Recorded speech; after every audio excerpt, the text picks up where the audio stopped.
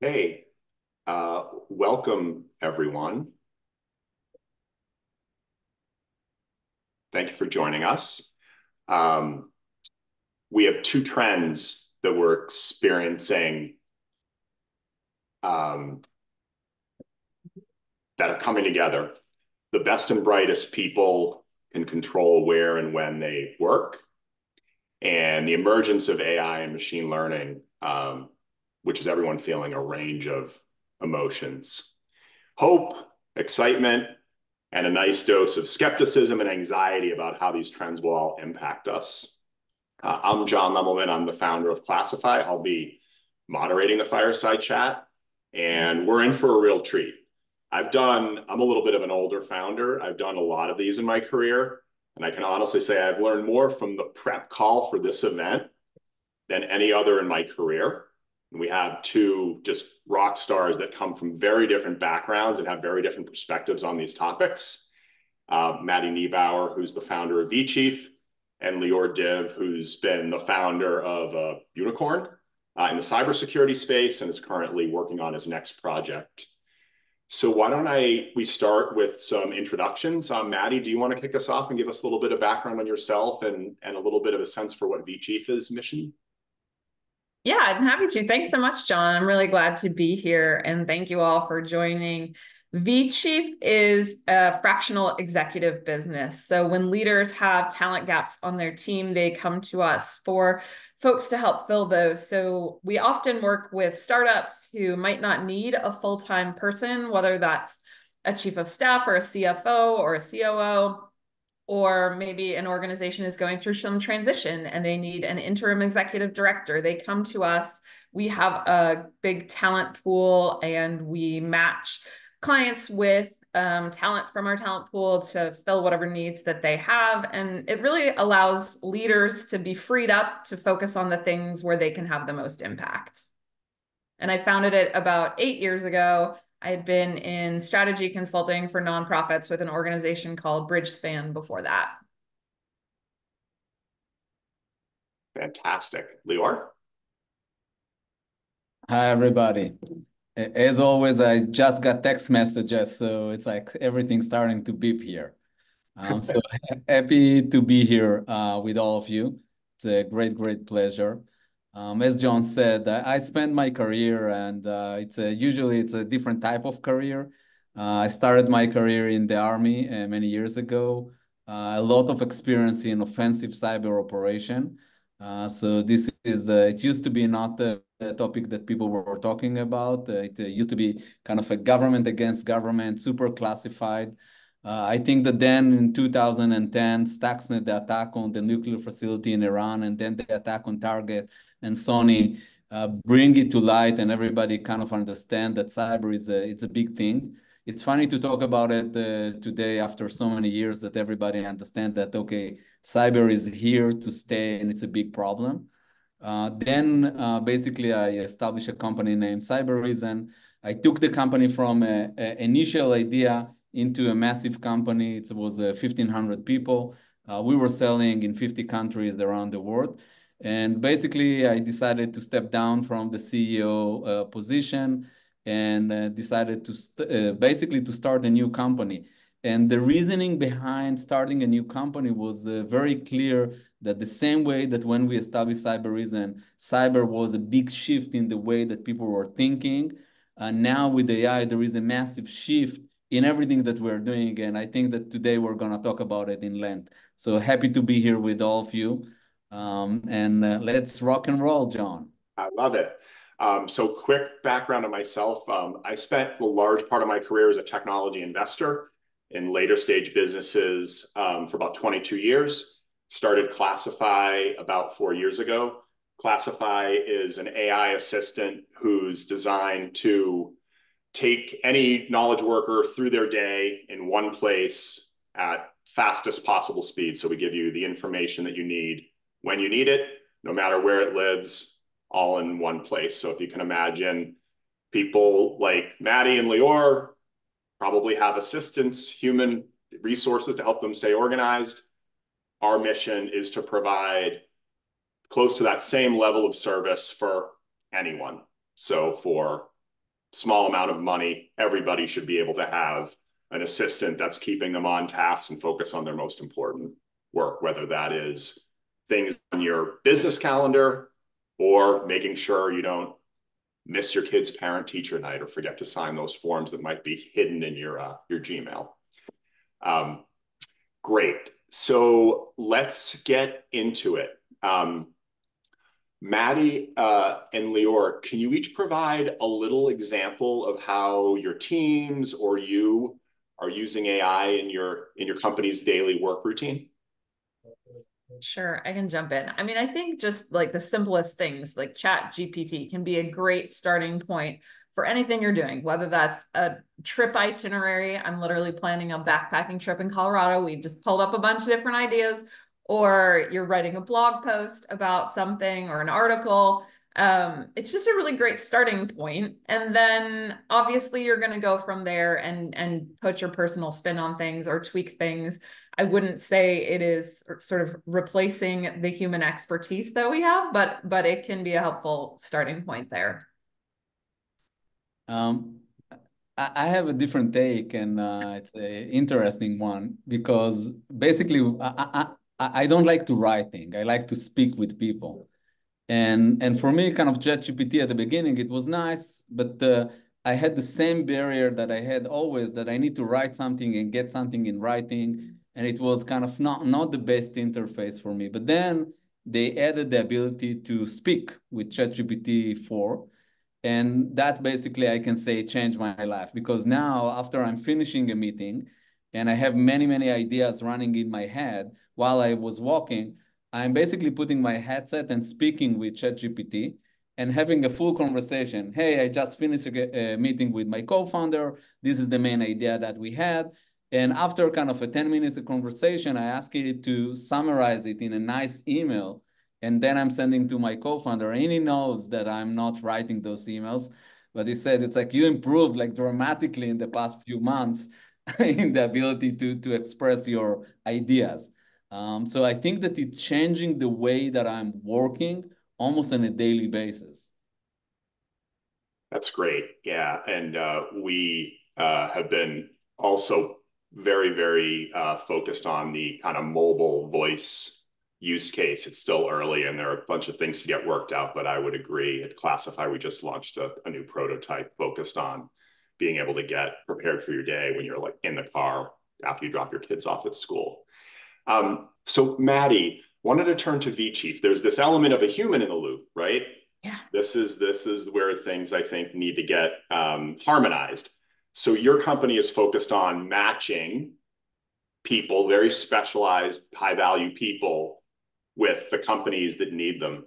Could you give us a sense for how technology's kind of evolved in the 8 years that you've seen you trying to do this, and how, Yeah. if you fast forward today, how it's impacting you? I think it's both an evolution of technology and an evolution of us as a business and our sophistication, which has some similar themes with the clients that we worked with. But initially, when we had to make a match, we have a client and we have a talent pool of now, 400 or 500 people. And the chief of staff role is one that we started with that is super varied. So someone might be building a financial model, or they might be doing a bunch of hiring, or they might be building new OKRs or whatever, right? So you want to make sure that you're giving that client the person with the skill set that you want. And it started very manually, right? We had Google Forms, Google Sheets that were like sorting manually and pulling out, okay, these people have finance expertise, whatever. So then we now use Zoho for both our CRM and our applicant tracking system. And that has given us the ability to automate things to a huge degree, right? You can say, I want these 3 things, and it'll pull up a list. And so there's so much less human time that's required. And I think the future evolution of that will be more AI driven. Definitely more machine learning is possible there. Zoho is actually rolling things out now that we're going to be starting to test. So we're excited about the possibilities with that. What I would say is I don't know that we'll get to a place where it still doesn't require some human touch from our part. And I think the reason for that is there's only so much that you can capture in a machine, right? Like there's always the soft skills and the interpersonal bits, and knowing what type of work style different people have, right? And maybe there's some ways to codify that, but I think one of the things that we as an organization are really good at is doing that sort of white glove service and making people feel like, we've picked the best options for you, and that they then get to choose from the finalists. So again, like I think technology will get us, and AI will get us farther, and it may make it faster and easier, but we're probably always going to have some human touch there. Yeah. Little bit of a follow-up. As you evaluate these things, whether it's Zoho or any time you're sending, your data to be processed in some way by a large language model, how do you as a firm handle like the vetting of it and security and privacy and trust? Does that Right. come up? Yeah. I mean, I think we're actually at VChief thinking a lot about this, and we're putting together an AI use policy for our internal team about like, what do we put out in the world? Like, we do want to protect our own data. We want to protect our intellectual property. We know that if you put things out in the world, sometimes that's no longer yours. But big companies might be creating their own internal AI systems that keep things close to home and don't sort of put things farther out into the world. As a small organization, we can't create our own system, right? And so we need to be thoughtful about like, what things are we okay putting out there and what things are we not okay putting out there, and just being really thoughtful before we sign on to a new tool, and just thinking about, okay, which of these things are we not okay being in a more public domain. Yeah. Yeah. Lior, so you're building a new company from all your experience. You have a blank canvas, essentially. Can you talk a little bit about how you think about, remote work, meaning best and brightest can now kind of demand or have a lot of leverage to say, like, I want to work these hours and I want to work in this location. And if you want me, now I have the technology ability to do that, versus where you feel like I really want people in person. Yeah, I think that even before I'm touching kind of the in-person versus the remote, I think that it's important to think about, okay, you have a blank canvas, how you're going to build a company when you can really do, anything from scratch. So you're not bound by anything. And because we're starting fresh, we can hire or not hire to a specific role, and we're not bound by the traditional kind of way of thinking about building a company. We coined a term, and probably we're not the first one. We call it the AI native company. So basically, it's kind of a post ChatGPT, post everything. Now you build a company from scratch. What would you do? And part of the thinking is actually trying to map each and every one of the aspects of what we're building and ask ourselves, can we do it or better, or can we do it just with AI? And apparently there is many, many, many things that you can do today with AI that not requiring like human being or human being to do it in a full-time job. What I like about it is when that thing basically enable us not to get rid of kind of the human, is actually to elevate what humans are doing. So it's almost like mapping all the mundane work that need to be done or the boring stuff that you don't want to do on a daily basis. And then it's like elevating people to make the decision, be creative. And the idea is to create a company that everything is based on those type of capabilities. And for us, first, it's fascinating because what you see is people want to work in this type of environment instead of it's like you will think that they're going to be afraid of this type of environment. And what we see is the opposite. It's like they actually want to be part of it because they're saying, okay, I'm now going to do the interesting stuff, the creative stuff. So this is one. When we're thinking about, remote and not remote, we have the luxury right now to start a company. So it's like, okay, we're 10 people, everybody is in the same office. This is great. It's great because we can, do all the creative whiteboarding together, and that's fantastic. But as the company is growing, we're not going to be able to keep hiring the top talent in the same location. So we're well aware that it's like while we are, right now in the same room, we're practicing at least 2 days a week the fact that we are away. And it's like we're Wow. working the same way, remote and in the office. When we're in the office, we just use the thing that it's nice. We're going to lunch together, we're partying together. This is something that it's hard to do remote, but it's like literally the work is done remotely while we're in the same office. So it's just fascinating to see how it works. Man, that's a great unlock in terms of the thought of practicing working remotely or together. So yeah, that very much resonates with us. I mean, our ethos and reason for being is to take menial administrative work away from all kinds of knowledge workers, specifically at small businesses that have to do it. And I think, Maddie, I guess question or reaction from you. I mean, you're bringing Yeah. people in that I think are trying to elevate other C-level executives to do more. So any additional thoughts you'd like to share there? Yeah, totally. A few thoughts. One, I mean, we are in the same way that Liv is AI first. We are remote first. We've never had an office. We are all over the United States, both our central team and the consultants who work with clients. And we deeply believe that all of the work that we can do, you can do remotely. I also totally agree that there's so many advantages to doing things in person, whether that's going out to lunch or going to parties. And we love getting our team together for team retreats. And I don't think there's any taking away from that. And I also think there is no universe in which we are all going to go back to the office in the ways that we used to. And companies that think that we can are going to lose out on some of the best talent, right? Because they're stuck in an old system. I think hybrid is a really amazing option when people can make it work.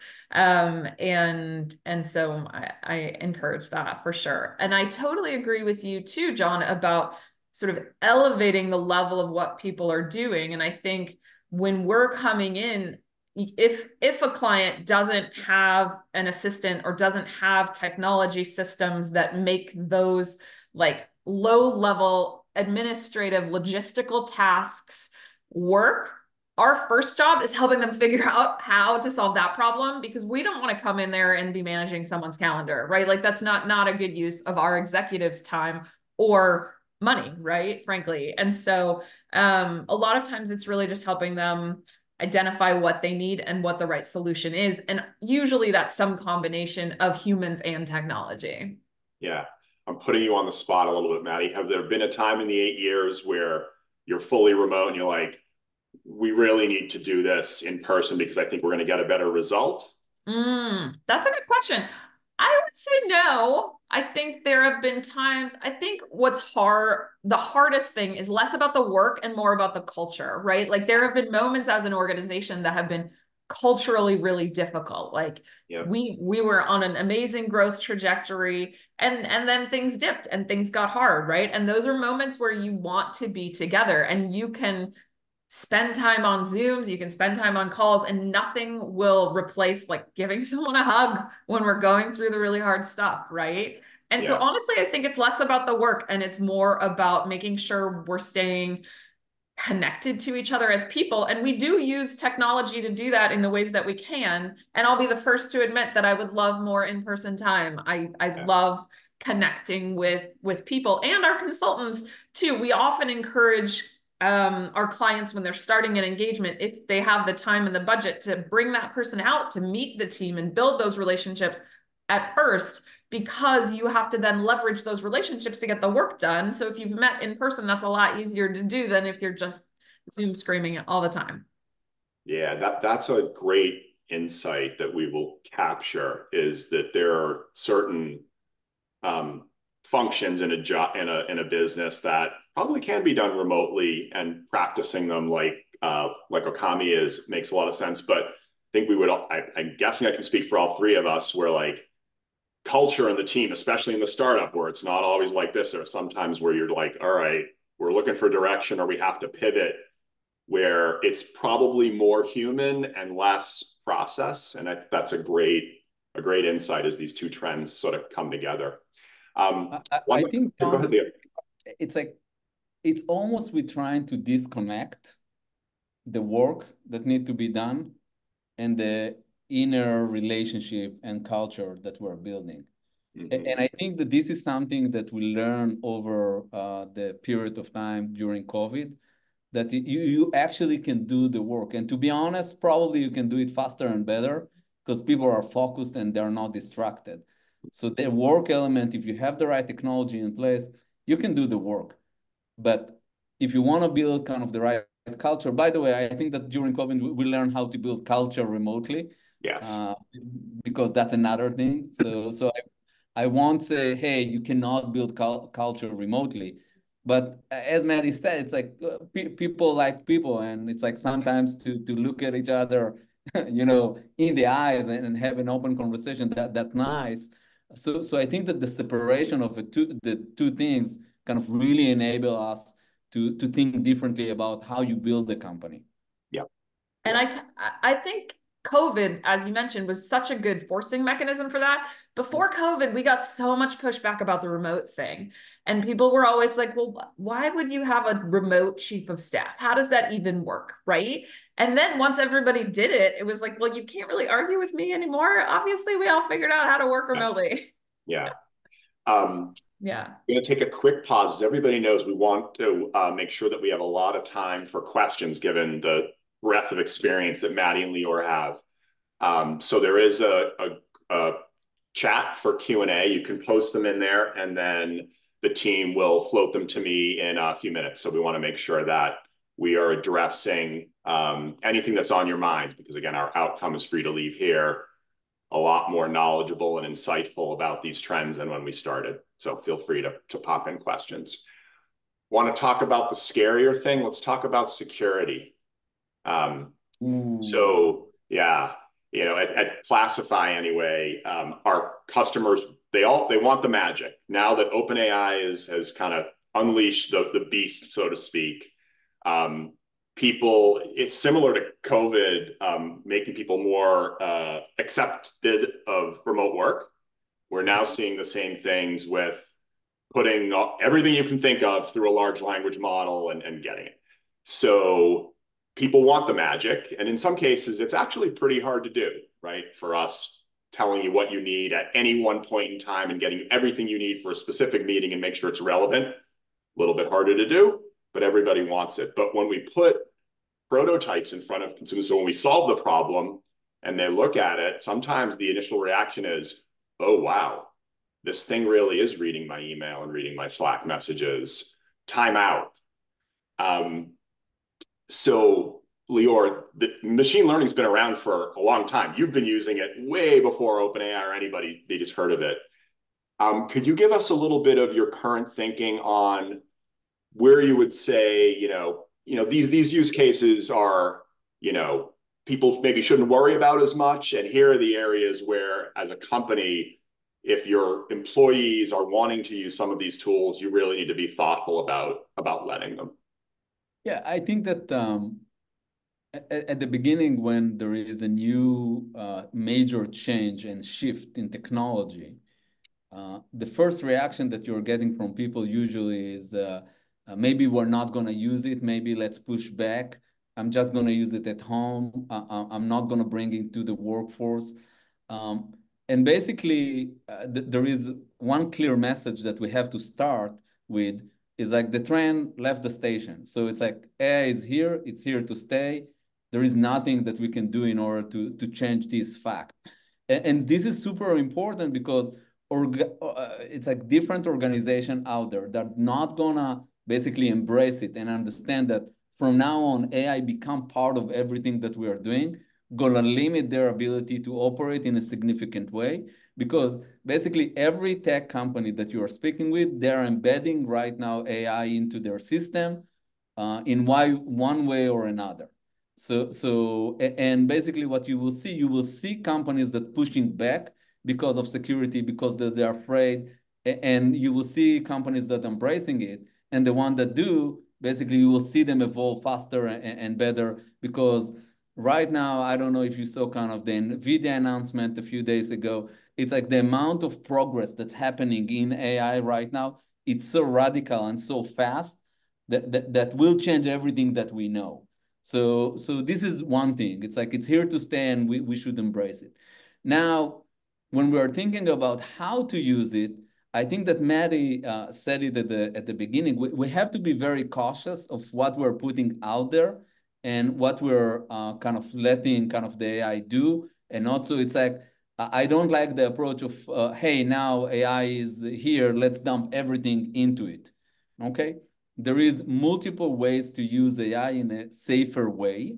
And right now, if you're engaging with OpenAI or any other companies, they have kind of the open platform, and they have the one that it's more contained. And if you're really care about security, you can build your own tenant of OpenAI that will contain your data. And basically, they are promising you not to learn from your data. So it's like in a self-container. So basically the world right now is in a point in time that everybody understands that in order to keep adopting AI, we have to secure it.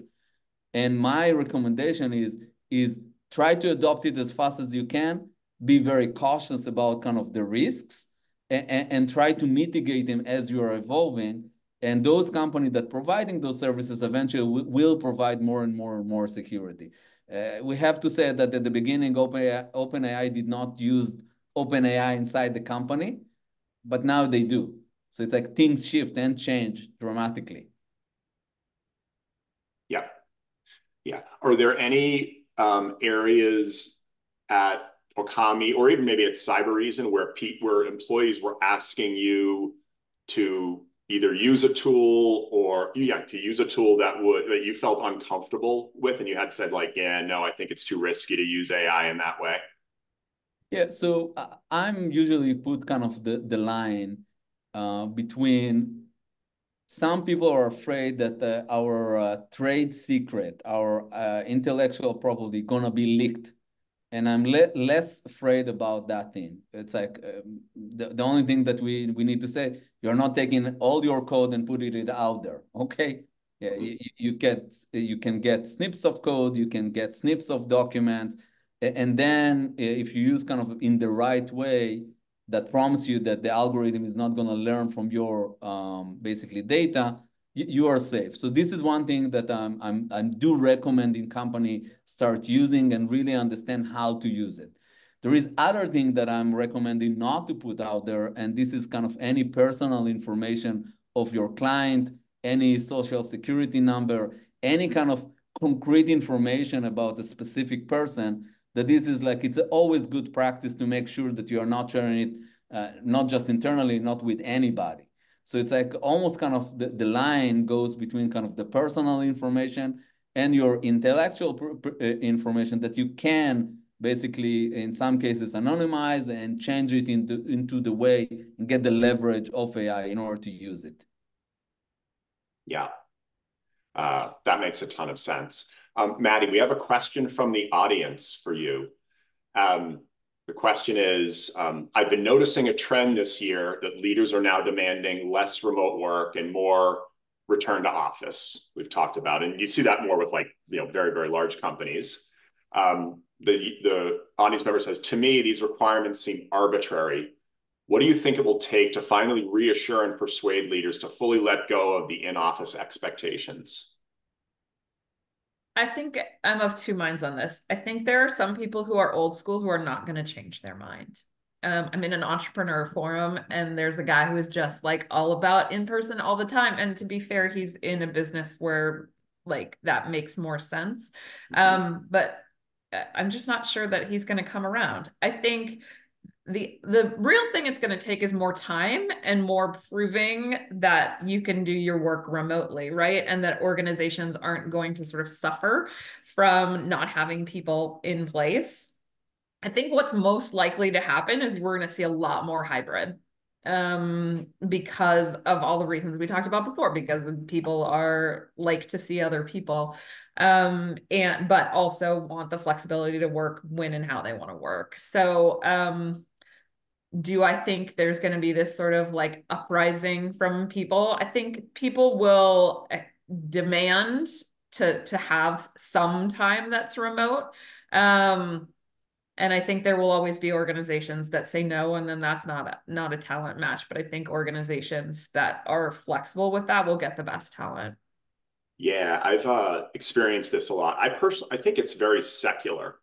So, real world example, my old partners are more old school. They're also older, just generationally, and it's a private equity firm, and they come from Wall Street. And we now are back to 3 out of the 5 days have to be in person unless you're traveling. And but the labor market is open. So there's lots of people that, like, if somebody says no and they're a VP, like, there's a line of people that would be more than happy to take a very high paying gig and work in an office in Back Bay. It's not, like working in, So contrast that with tech or anything creative, product design, where, especially in AI and data science, it's a very tight labor market still. The higher you go in, thinking about like what to build or how to build it as opposed to just do the work. There, employers, you have to make a trade-off. You can either constrain yourself in a tight labor market for very hard to find expensive people, or not. And you have to think about like what's going to get you to your outcome fastest. And often, at least I've found, it's absolutely real. Don't put a constraint on yourself that many would say doesn't really matter in terms of the work product. Where I think really good operators can address that is, the more you are remote, the more you have to have very, very specific like outcomes. It's where I think things like OKRs and process become even more important, because you have to be able to measure, is this highly paid, really great person that wants to work from Bali or wherever they want to work from getting the outcome that I'm paying them to get? So it's really interesting. Absolutely. Let's see. Question for Lior. Based on what John articulated about the use case of people wanting the magic, but when they see the magic of AI, they get a little bit worried, and there's this friction of adoption. What recommendations would you have for Classify to try to get, for potential client perception as AI as either distrustful or scammy is what they use. Yeah, I think that one of the things that people really afraid of is this black box kind of thing. And I'll explain myself. I'm sending my email to something, and then I'm getting a return. The return is great, but it's like, what just happened? It's like, where is my data? It's like, what is that black box that just like process my information and spit out like a result? And what I found out that this is something that's scary a lot of the people. And if you be able to explain the process and explain where the data is, then basically you gain a lot of confidence. And for example, if you're here in the US and you're using a specific algorithm, to have a very clear kind of explanation to customer before they join. It's like, hey, we're using this and that, OpenAI or Anthropic, whatever algorithm. It's hosted in the US. It's commingled or not with other customers. So it's when there is a very clear understanding of where the data is, suddenly kind of the anxious of using it just disappear. And to be honest, if you go all the way to Europe, you will see that they have a very, very strict regulation of where the data can and cannot be, where the data can and cannot be processed. And there is a very different kind of way of thinking about processing data versus storing data in a separate location. So it's like there is all of those regulations that if you're very clear about your policy of where the data and what you're doing with the data, suddenly kind of the level of anxiety going down in a significant way. It's not a surprise that in my new company right now, we are just like a few weeks into writing code, and slide number 5 is our data policy and privacy policy and where the data is.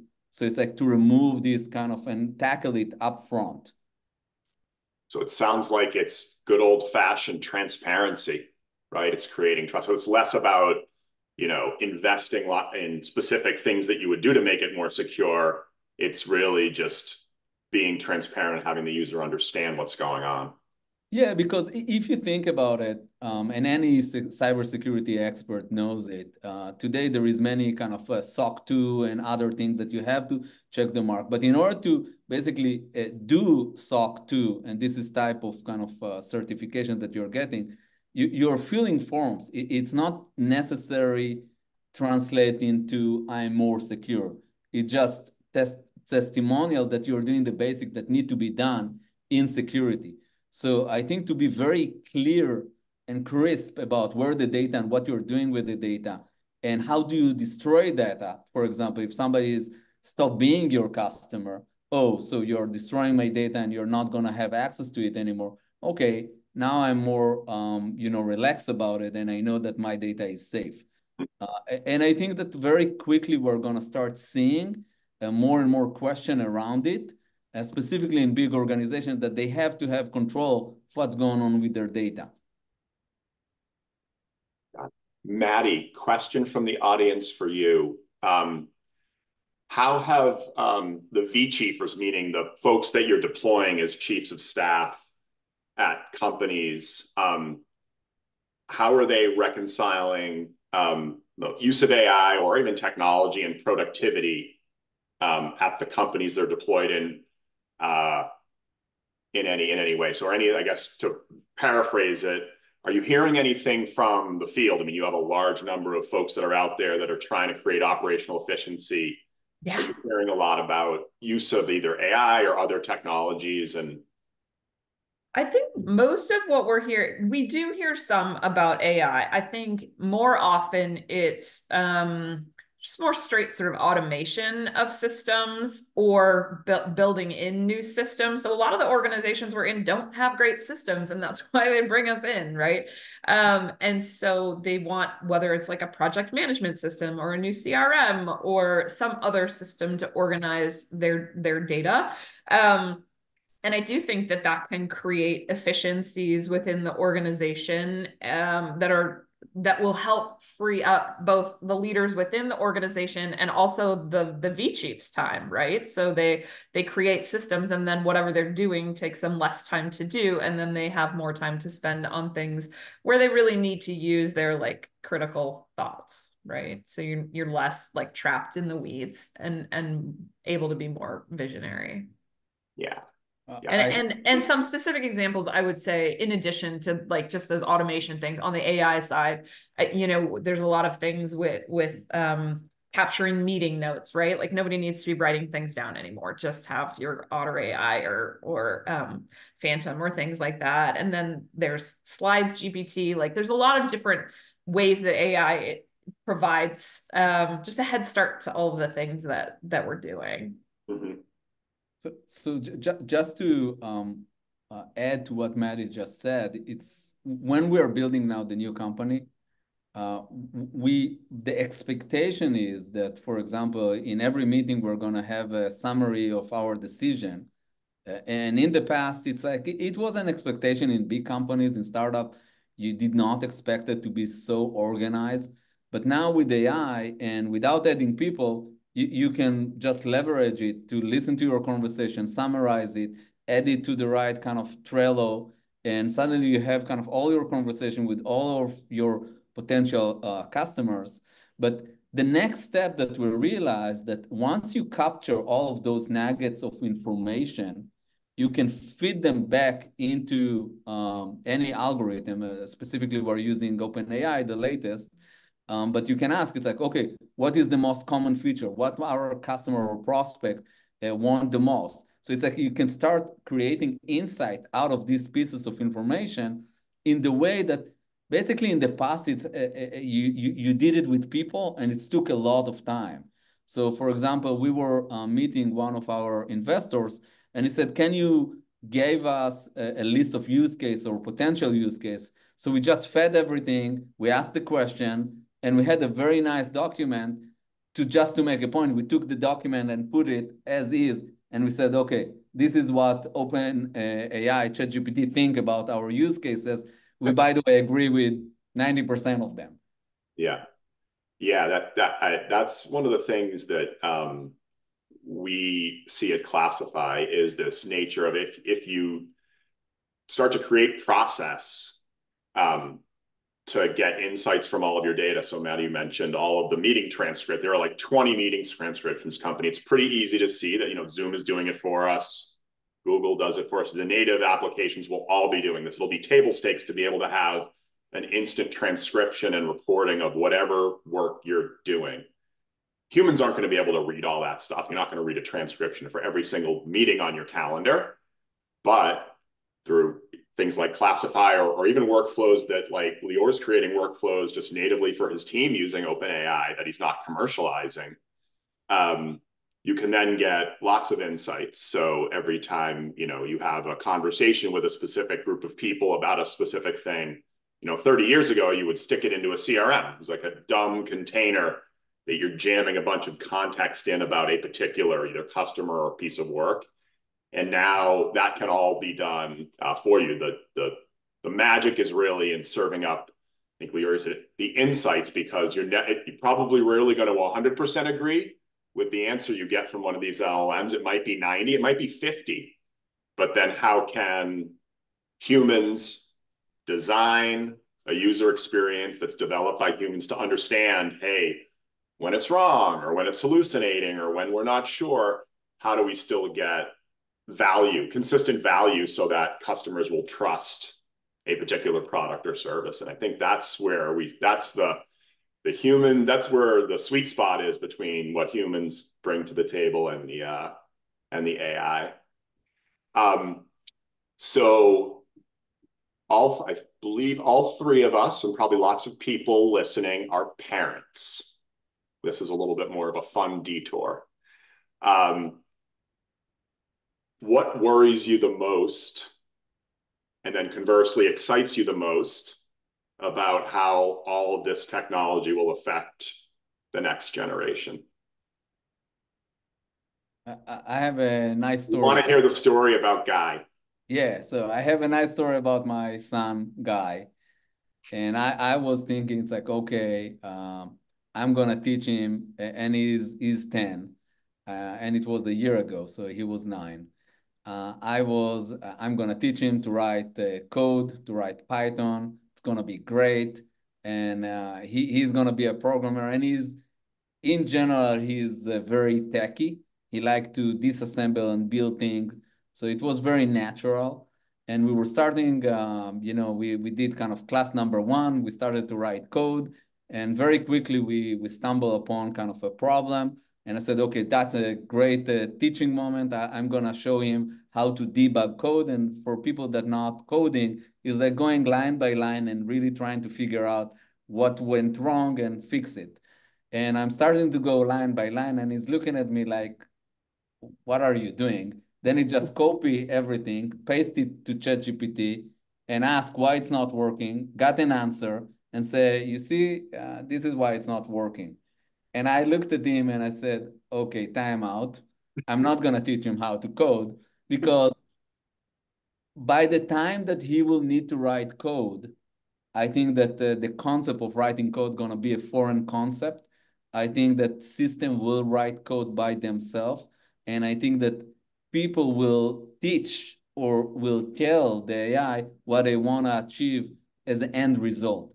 And I think that this is, when I look at it, I think this is one of kind of the major shift that's happening. Is like everything that we know today that we think that people are doing, not necessarily they are gonna keep doing in 10 years from now, when my son gonna be in the workforce.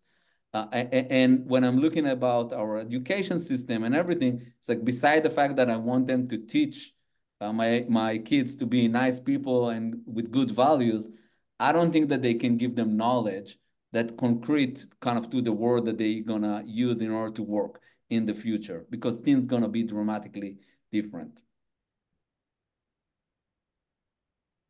And by the way, I did not teach him how to use ChatGPT. or how Oh to yeah, ask I it. think we can all agree that there's yeah, no need to teach them. It's more of putting up the guardrails. So follow-up question, Leo. I'm putting you on the spot a little bit because I love to do that. Please. So there are millions of engineers, especially in lower cost labor areas, that are the ones that once someone says, okay, here's how it's architected, here's what it's supposed to do, make it do this, either on the front end or the back end. What happens in 20 years to like the job force of folks like that? Yeah, I think that what you will see an evolution from people writing code or the lower end of writing code to become from engineer to prompt engineers. Mm-hmm. Basically, prompt engineers is the person that writing the right prompt to the AI in order to get the right output. Because today, if you're just trying to use ChatGPT or Anthropic, you're not gonna get exactly what you want. You have to massage it a little bit, and you need to know what to ask and how to ask it. So over time, I think that we're going to see an evolution of people becoming from programmer to prompt engineers. And over time, what I think that will happen is prompt engineers, you're not going to need them because AI will be able to speak with AI in order to make the AI do what you want.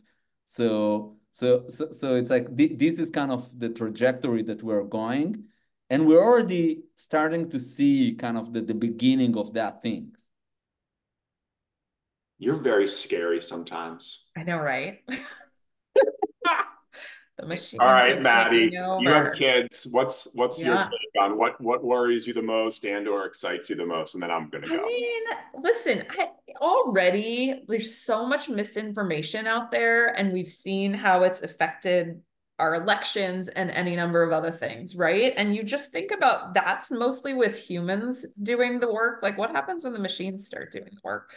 Um, and I also think, like, especially for kids, like they just don't always have the best judgment, right? And so it's like, how are they gonna think about using these tools in ways that I don't know might not lead to the best decisions.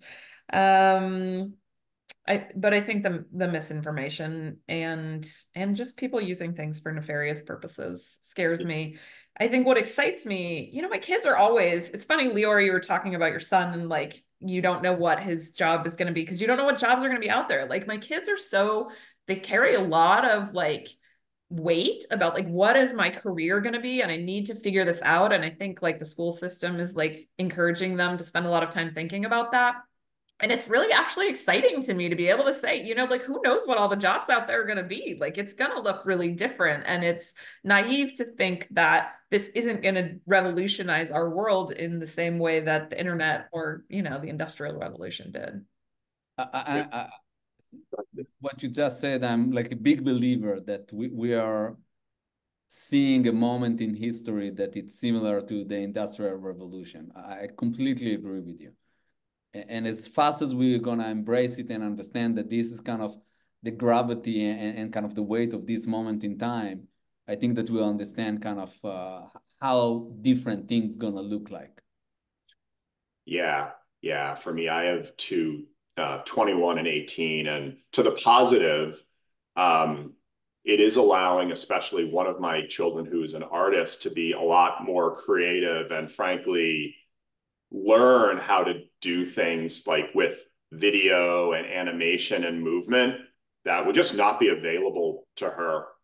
So I think it is going to, if you're an artist or someone who is creative, or even if you're developing architecting software, it allows people without these advanced degrees to do things like that. And I'm an example of that. I mean, I don't know anything about writing code, but I'm actually doing a lot of prompt engineering now for Classify.